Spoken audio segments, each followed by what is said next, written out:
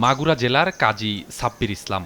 ইচ্ছে ছিল পরিবারের সচ্ছলতা ফেরাতে উন্নত কোনো দেশে যাবেন। পরিচয় হয় এক ব্যক্তির সঙ্গে। তাকে দেয়া হয় বিভিন্ন প্রতিশ্রুতি। স্বপ্ন যেন বাস্তবে রূপ নেয় সাব্বিরের। কিছুদিন পর অস্ট্রেলিয়ার ভিসা হাতে পেয়ে সাব্বির ওই ব্যক্তিকে তুলে দেয় ২০ লাখ টাকা। কিন্তু ভিসা পাওয়ার পর হতবাক সাব্বির।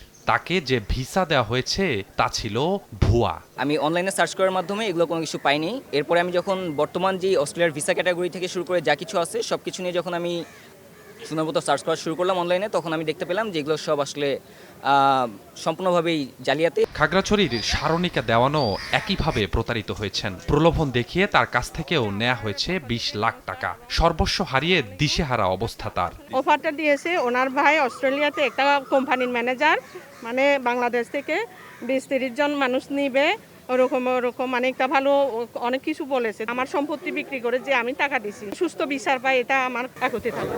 ইউরোপ, অস্ট্রেলিয়া সহ বিভিন্ন দেশে পাঠানোর নামে প্রতারক চক্রটি ১৩ জনের কাছ থেকেই হাতিয়ে নিয়েছে ১,২১,০০,০০০ টাকা। সম্প্রতি রাজধানীর কারওয়ান বাজার থেকে মানব পাচারকারী চক্রের ২ সদস্যকে গ্রেপ্তারের পর এ তথ্য জানায় র্যাব। জব্দ করা হয়েছে ভিসা তৈরির ডিভাইস ও বিপুল পরিমাণ জাল ভিসা। ২০ লক্ষ টাকার জায়গায় কয়েক ধাপে নগদ এবং অ্যাকাউন্টের মাধ্যমে ১৯,৫০,০০০ টাকা প্রদান করে। তাদেরকে বলা হয় যে আপনাদের ভিসা ২-১ দিনের মধ্যে পেয়ে যাবেন। কারওয়ান বাজারের টাওয়ারে আমরা অভিযান চালাই। আমরা ২ জনকে গ্রেপ্তার করতে পারি। এর মূল হোতা হলো শফিউর রহমান সুমন, তার বাড়ি যশোর, এবং তার সাথে কোরবান আলী ৩০, সে কম্পিউটার অপারেটর। জাল ভিসা এগুলো ওই কম্পিউটারে তৈরি করে এবং তাদেরকে বিশেষ করে মোটা অঙ্কের টাকা নিয়ে তাদেরকে বলা হয় যে এগুলো নিয়ে আপনারা যেতে পারবেন।